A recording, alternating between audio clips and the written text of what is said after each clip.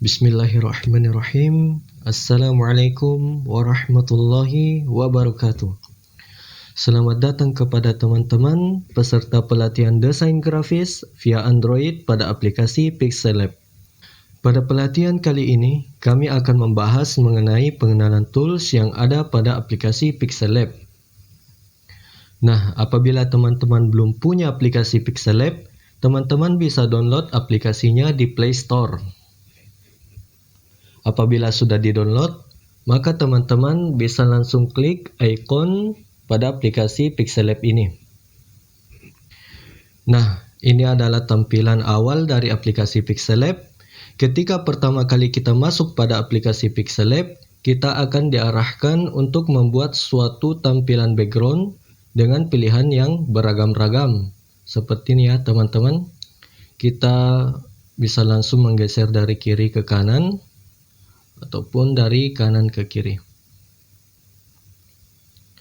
Nah, kemudian pada ikon yang berbentuk huruf A ini untuk mengatur penulisan. Ada banyak fitur di dalamnya. Yang pertama ada fitur edit. Ini untuk memulai penulisan atau membuat teks. Kemudian ada delete. Ini untuk menghapus teks. Kemudian ada copy. Ini untuk menggandakan teks. Seperti ini ya teman-teman. Nah, kemudian ada to font, ini untuk memindahkan teks tersebut berada di depan gambar atau teks yang lainnya. Seperti ini. Ya. Atau kita beri contoh, masukkan gambar shapes ya. Nah. Apabila kita klik to font-nya, otomatis teks tersebut berada di depan gambar ya. Nah, kemudian ada to back ya, ini untuk memindahkan teks tersebut berada di belakang suatu gambar seperti ini ya. Atau kebalikan dari to font tadi.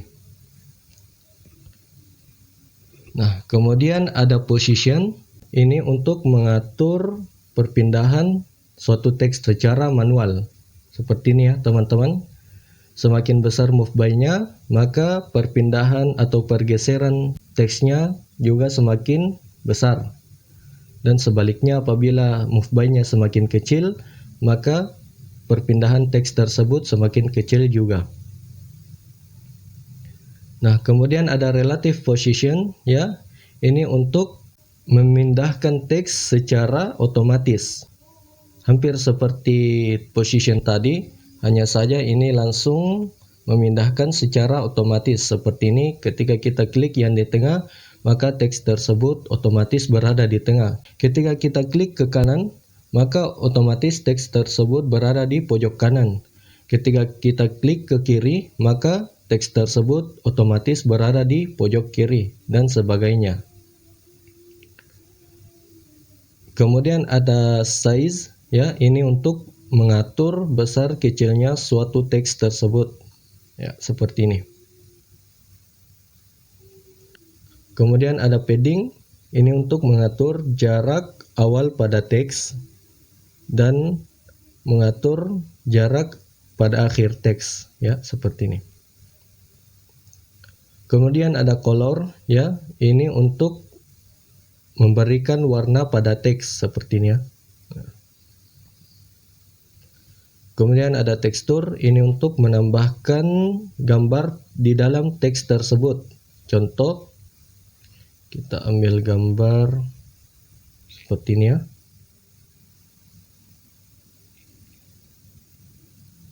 Nah, otomatis gambar tersebut berada di dalam teks ya. Kemudian ada opacity ya, ini untuk mentransparankan suatu teks tersebut. Contoh seperti ini ya, semakin kecil opacity-nya maka teks tersebut semakin tidak kelihatan.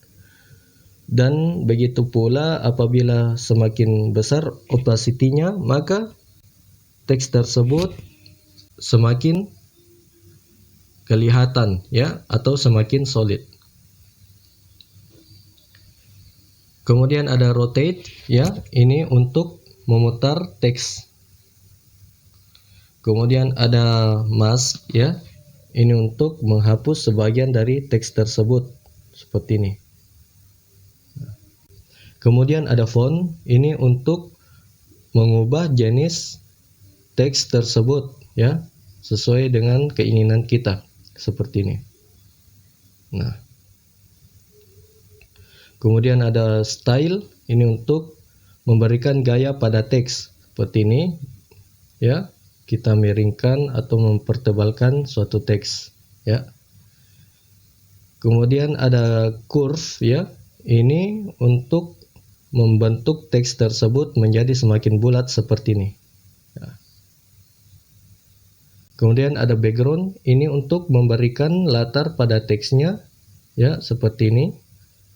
Atau biasa kita bahasakan menstabilokan teksnya ya, seperti ini. Kemudian ada align ya, ini untuk mengatur posisi pada teks seperti ini ya.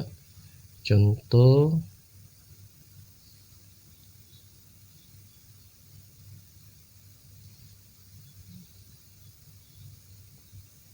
nah, ketika kita klik yang di tengah, maka otomatis teks tersebut berada di rata tengah. Ketika kita klik yang di kiri ini, maka teks tersebut berada di rata kiri. Dan begitu pula ketika kita klik yang kanan ini, maka teks tersebut menjadi rata kanan. Nah, kemudian ada spacing ya. Ini untuk mengatur spasi dari teksnya ya, seperti ini. Atur jaraknya teks ya, atau spasi pada teksnya. Kemudian ada line spacing ya. Ini untuk mengatur jarak pada teks dari bawah ya, seperti ini.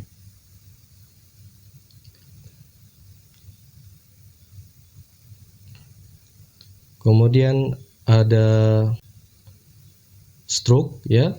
Ini untuk menambahkan warna pada pinggir luar teks ya, seperti ini. Nah, kemudian ada shadow, ini untuk menambahkan bayangan pada teks.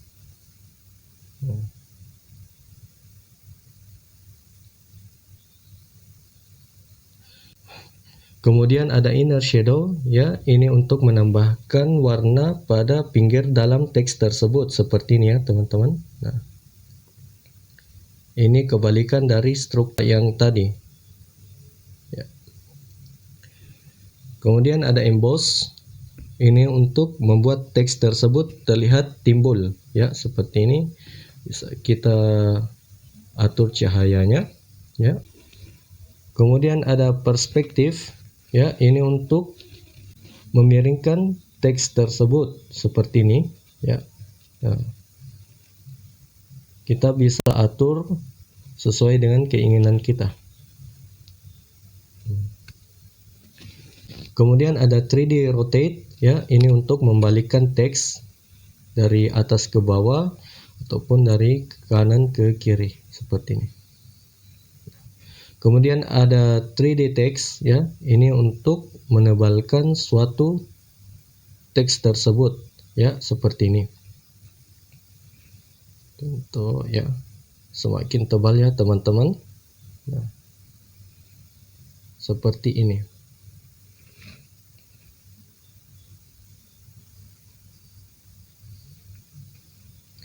Kemudian ada 3D shadow ya, ini untuk menambahkan bayangan pada bawah teks ya, seperti ini. Kemudian ada reflection, ini untuk menambahkan bayangan seperti cermin di bawah teksnya ya, seperti ini. Nah, kemudian ada icon yang di tengah ini. Di sini ada beberapa fitur ya. Yang pertama ada stiker untuk menambahkan stiker ya. Kemudian ada import, ini untuk menambahkan gambar seperti ini.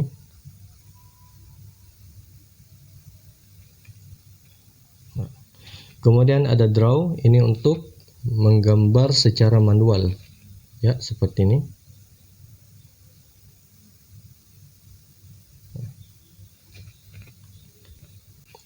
Kemudian ada shapes, ya, ini untuk menambahkan bentuk seperti kotak atau bundar atau segitiga atau yang lainnya yang ada di dalam fitur ini, ya. Kemudian ada bezier, ya. Ini insya Allah akan kita jelaskan di pelatihan berikutnya, ya. Dan ada icon yang sampingnya lagi. Ini ada beberapa fitur, ya. Yang pertama ada color. Ini untuk menambahkan gambar pada backgroundnya, ya, seperti ini. Nah, kemudian ada transparan, ini untuk mentransparankan backgroundnya. Kemudian ada image size, ya, ini untuk menentukan ukuran dari background tersebut, ya, seperti ini. Kemudian ada image, ya, ini untuk menambahkan background yang sudah ada di aplikasinya, ya. Sisa kita pilih backgroundnya seperti ini. Kemudian ada from gallery, ya, ini untuk menambahkan gambar yang ada di galeri kita untuk dijadikan background, ya, seperti ini. Nah, kemudian ada di ujung ini, ya. Ini insya Allah akan dijelaskan di pertemuan selanjutnya. Nah, itulah beberapa fungsi dari tools Pixellab ini, ya. Semoga bermanfaat.